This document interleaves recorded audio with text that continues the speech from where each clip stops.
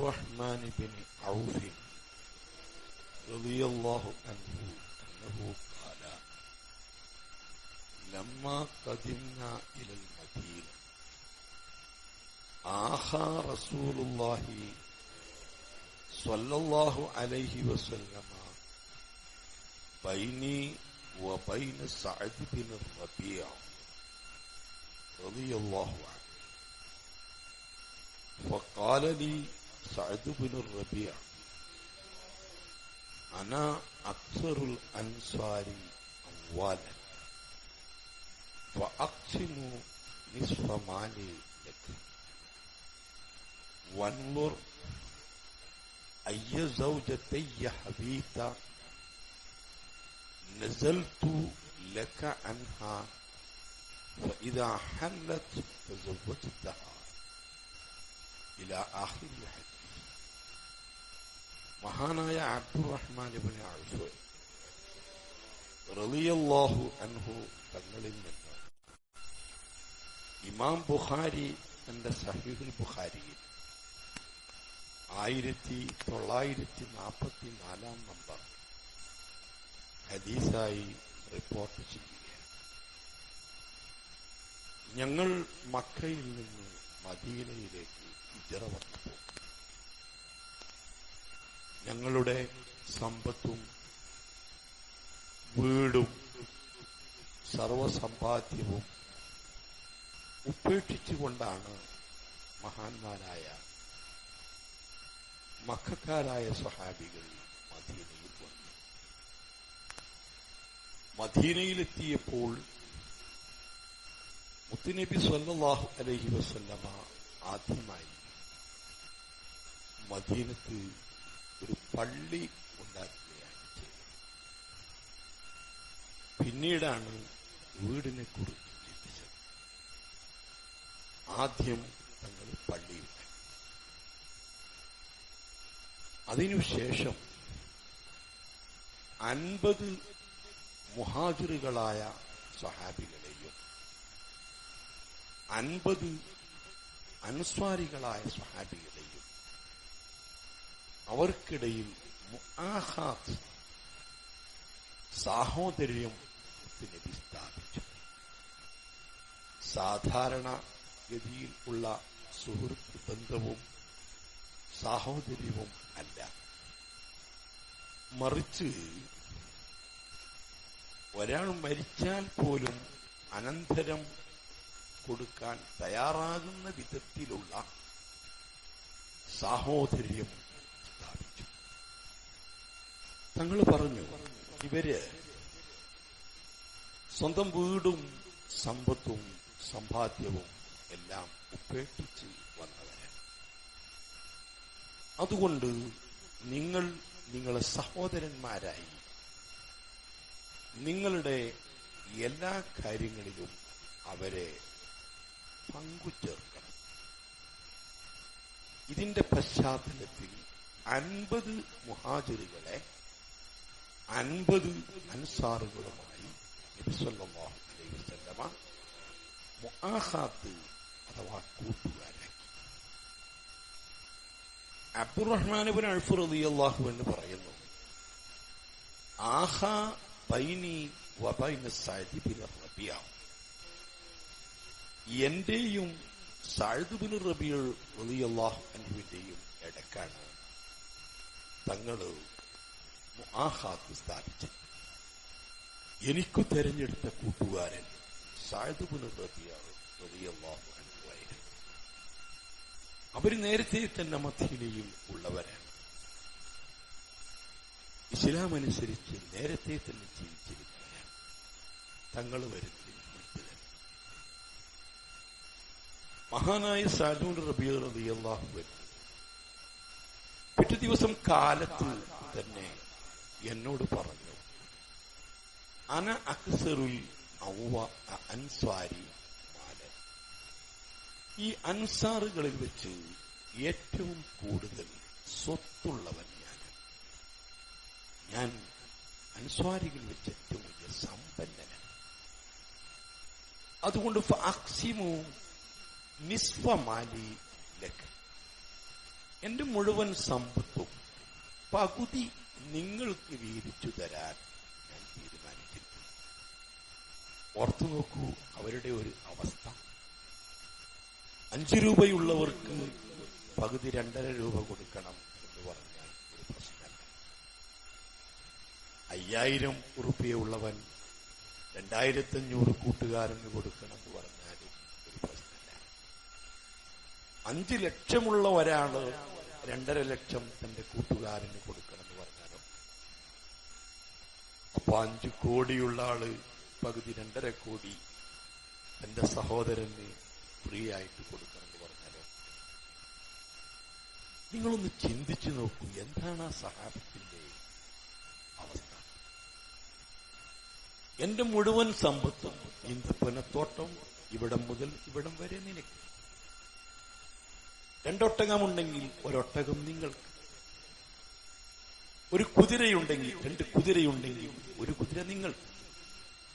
ഇങ്ങനെ എന്റെ എല്ലാ സ്വത്തും പകുതി ഞാൻ നിങ്ങൾക്ക് വിഹിതിച്ച് തരാൻ തീരുമാനിച്ചു. തങ്ങൾ പറഞ്ഞ അടിസ്ഥാനത്തിൽ. പിന്നെ ഫൻദുർ, നിങ്ങൾ എന്റെ വീട്ടിലേക്ക് വന്ന് നോക്കണം. ഇഹ്ദാ സൗജത്തയ്യ, എന്റെ 2 ഭാര്യയിൽ ഒരു ഭാര്യ. അയ്യ സൗജത്തയ്യ ഹബീത്ത, ഏത് ഭാര്യയാണ് നിങ്ങൾക്ക് ഇഷ്ടം? എനിക്ക് 2 ഭാര്യയെ പിന്നെ ഉള്ളത്. ആ 2 ഭാര്യയിൽ നിന്ന് ഏത് ഭാര്യയാണ് നിങ്ങൾക്കിഷ്ടം? നസൽതു ലക അന്ന, അവളെ ഞാൻ നിങ്ങൾക്ക് വേണ്ടി തലാഖ് ചൊല്ലി ഉപേക്ഷിക്കാൻ തയ്യാറാണ്. ഫൈദാ ഹല്ലത്ത്, അവൾ ഇദ്ദ കഴിഞ്ഞ് ഹലാലായാൽ നിങ്ങൾക്ക് അവളെ വിവാഹം ചെയ്യാം.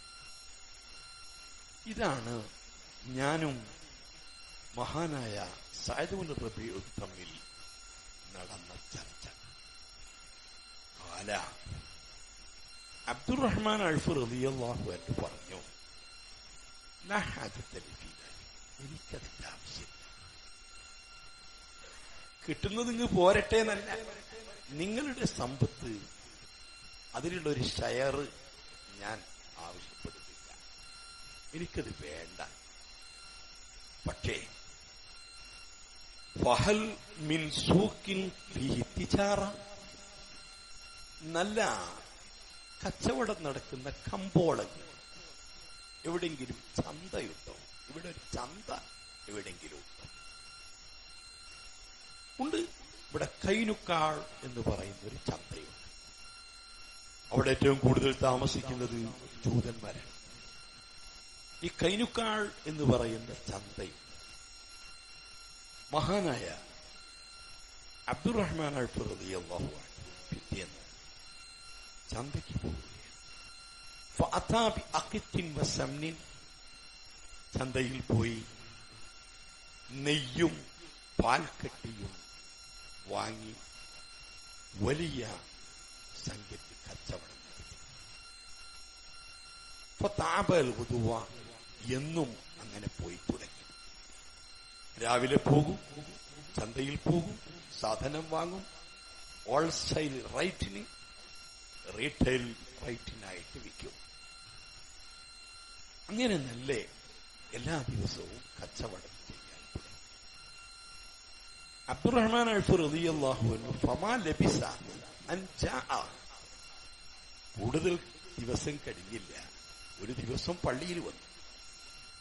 അലൈഹി സുഫ്ര, വന്നപ്പോൾ മഹാനായ അബ്ദുറഹ്മാൻ അൽഫ് റളിയല്ലാഹു അൻഹുവിന്റെ ശരീരത്തിൽ നല്ല സുഗന്ധമുണ്ട്. ആ സുഗന്ധത്തിന്റെ അടയാളവും അത്തറും കണ്ടപ്പോ മുത്തുനബി ചോദിച്ചു, ആ ബാൽ തസപ്പച്ചിത്ത, കല്യാണം കഴിച്ചു? കല്യാണം കഴിച്ചോലാണ് ഇങ്ങനെ അത്തറൊക്കെ പറ്റി കിടക്കുന്നത്. നിങ്ങളെന്താ പെണ്ണ് കെട്ടിയോ? അതെ, ഞാൻ ഒരു പെണ്ണ് കെട്ടി. മൻ, ആരെയാ കെട്ടിയത്?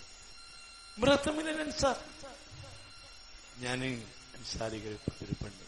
സത്യത്തിൽ മഹാനായ സഅദ് റബീഇന്റെ ഭാര്യയാണ്. എന്റെ ഭാര്യയിൽ നിന്ന് ഒരു ഭാര്യയും തലാഖ് ചൊല്ലി ആ ഭാര്യയാണ് കിട്ടും. സുക്ത എത്രയാ മഹർ കൊടുത്തത്? എത്രയാ കൊടുത്തത്? നവാത്തൻ മിൻ ദഹബ്, ഒരു കാരക്കയുടെ കുരുവിന്റെ തൂക്കം സ്വർണമാണ് മഹർ.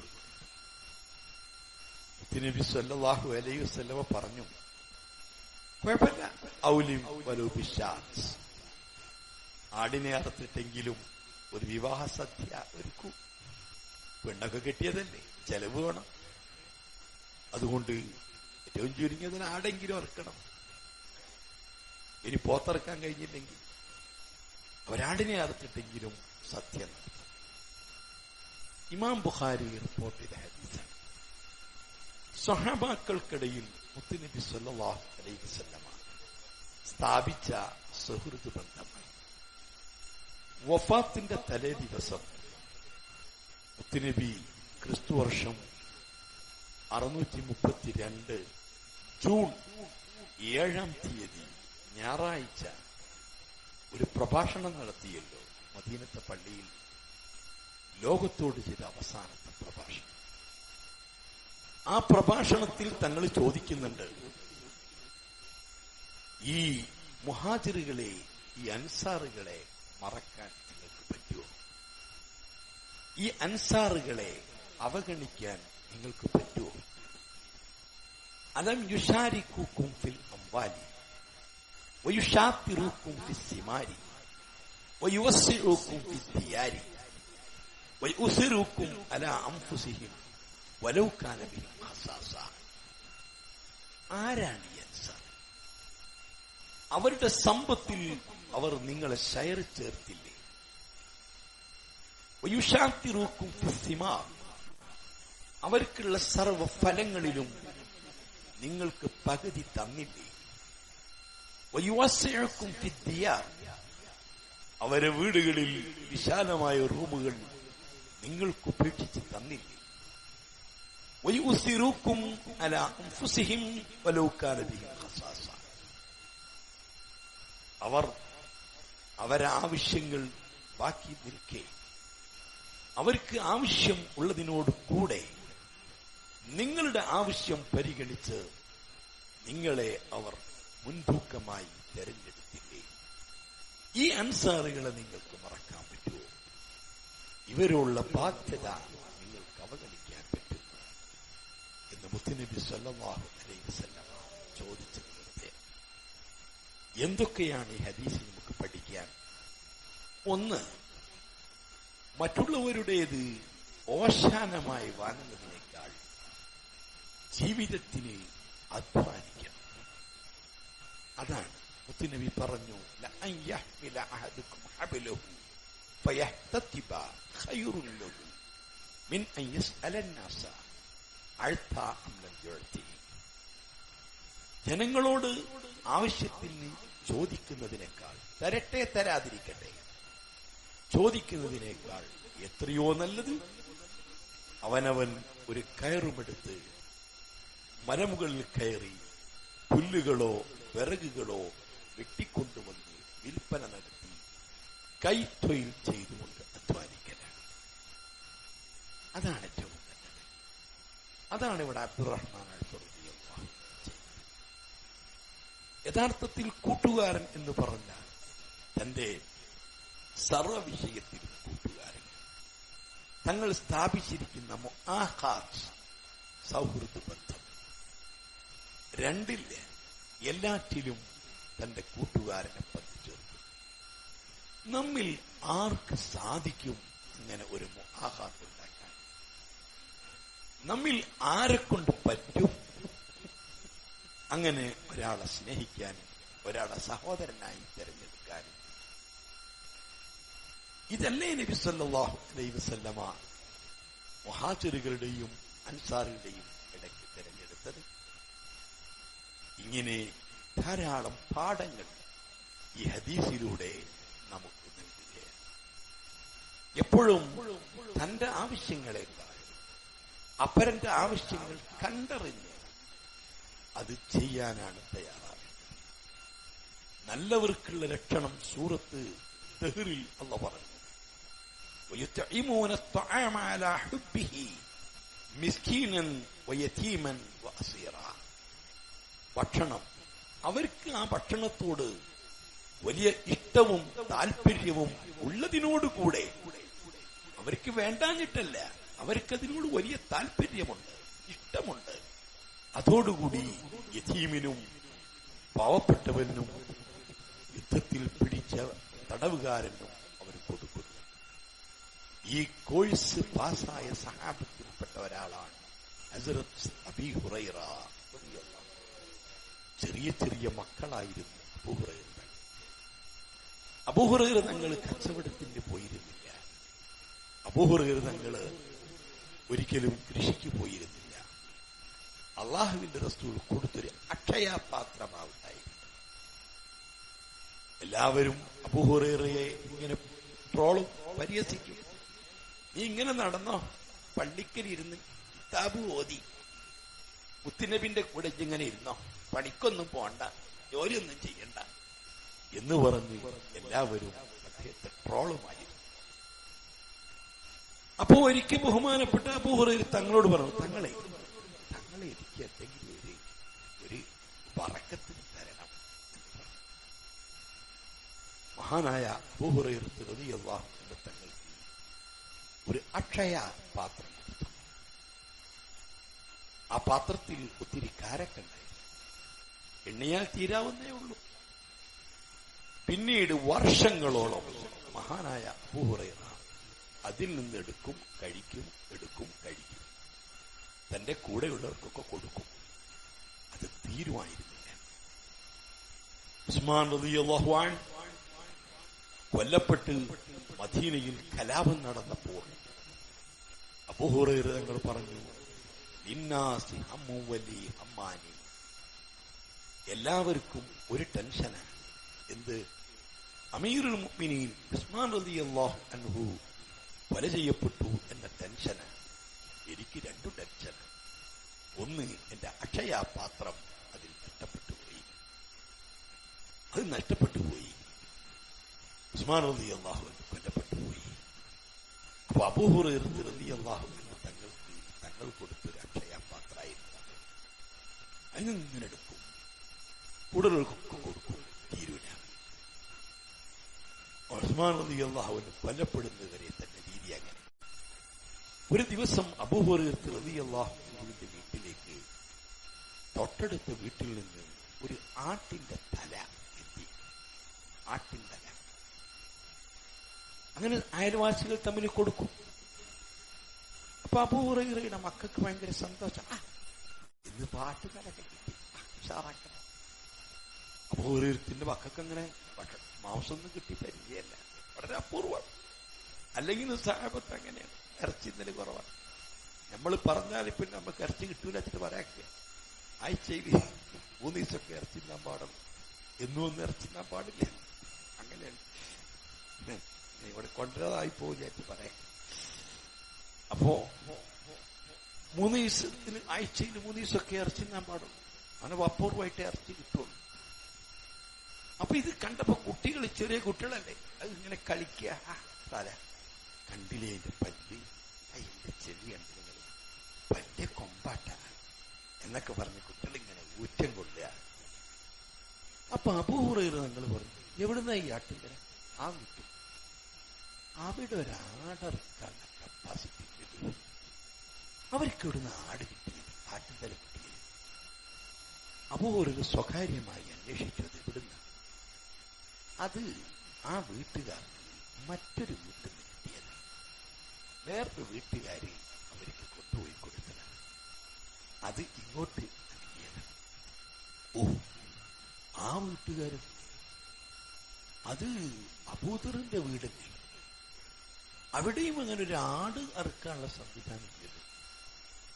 അവർക്കിടുന്ന് കിട്ടി. അത് വേറെ ഒരു വീട്ടിൽ നിന്ന് കൊണ്ടുപോയി കൊടുത്തത്. അങ്ങനെ അവർക്ക് ആ ആട്ടിന്റെ തല മറ്റൊരു വീട്ടിൽ നിന്ന് കിട്ടിയത്. അന്വേഷിച്ച് മഹാന്മാരായ സഹാബത്തിന്റെ ചരിത്രം താരീഖു സഹാബയിൽ കാണാം. കാലത്ത് ഒരു വീട്ടിൽ നിന്ന് കൊടുത്തുവിട്ട ആട്ടിൻതല ആ വീട്ടിലേക്ക് തന്നെ രണ്ടാമത് തിരിച്ചെത്തുകയാണ്. കൈമാറി കൈമാറി കൈമാറി. വയുസിറൂന അലാ അൻഫുസിഹിം വലൗ കാന ബിഹിം ഖസാസ. അവർക്കെമ്പാടും അതിനോട് താല്പര്യമുണ്ട്. അതോടുകൂടി അവർ മറ്റുള്ളവർക്ക് കൊടുക്കുകയാണ്. നമ്മളെ കുട്ടിക്കാലത്ത് അങ്ങനെയാണ്. അടുത്ത വീട്ടിൽ പോയി കോയിനർത്താൽ ഒരു പാത്രത്തിൽ കറി കൊണ്ടുവന്ന് നമ്മൾ നോക്കിക്കും. അപ്പം കോയിനൊക്കെ ആൾക്കാരൊപ്പം കൂടി അർക്കനെ കണ്ടു കൊണ്ടുവരികയായിരിക്കും. അങ്ങനെയായിരുന്നു. അല്ലെങ്കിൽ അവിടെ എന്തെങ്കിലും ഒരു സൽക്കാരുണ്ട്, അവിടെ അല്പം നെയ്ച്ചോറും കറിയും കൊണ്ടുവരാനുള്ള സാധ്യത നമ്മൾ താപ്പൂട്ട്. ഇതായിരുന്നു സഹാബത്തിന്റെ സ്വഭാവം. ഇതായിരുന്നു ഈ ഉമ്മത്തിന്റെ സ്വഭാവം. ഇതായിരുന്നു ഈ സമുദായത്തിന്റെ പഴയ സ്വഭാവം. അതൊക്കെ പോയി ഇന്ന് ഓരോരുത്തരും വലിയ വലിയ കൺമതിലുകളും മതിൽക്കെട്ടുകളും സ്ഥാപിച്ച് അപരന്റെ കഷ്ടമോ അപരന്റെ പ്രയാസമോ അവന്റെ സുഖമോ ദുഃഖമോ അറിയാത്ത അവസ്ഥ. ഇവിടെയാണ് ബഹുമാനപ്പെട്ട മുത്തുനബിയുടെ പ്രവചനം. ഇടയടുത്ത് സ്വാമിമാർ പ്രസംഗിച്ചതറിയില്ലേ? എന്ത്? ബഹുമാനപ്പെട്ട ഈസ നബി അലൈഹിസ്സലാത്തു വസ്സലാം തങ്ങൾ പറഞ്ഞു, എന്തേ നിന്റെ ഭക്ഷണം അപരന് കൊടുക്കണം. മുത്തുനബി പറഞ്ഞത് നേരെ മറിച്ച, തന്റെ അയൽവാസി പട്ടിണി കിടക്കുമ്പോൾ ഭക്ഷണം കഴിക്കുവാൻ നമ്മിൽ പെട്ടവനല്ല. മറ്റത് ആക്ഷനും അതിന്റെ ശിക്ഷയൊന്നും പറഞ്ഞിട്ടില്ല, കൊടുക്കണമെന്നേ പറഞ്ഞുള്ളൂ. മുത്തുനബി അങ്ങനല്ല.